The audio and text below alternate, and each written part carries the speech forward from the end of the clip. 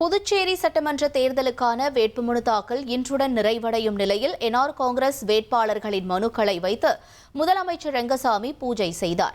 தனது ஆன்மீக குருவான அப்பா பைத்தியம் சுவாமி கோவிலில் நடைபெற்ற இந்த பூஜையை தொடர்ந்து வேட்பாளர்களுக்கு எலுமிச்சை பழங்களை பிரசாதமாக வழங்கினார்.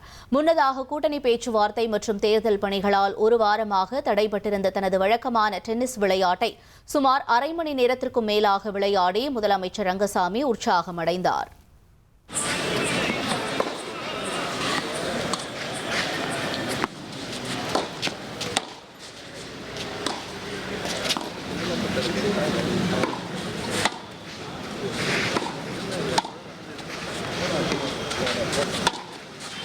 All right.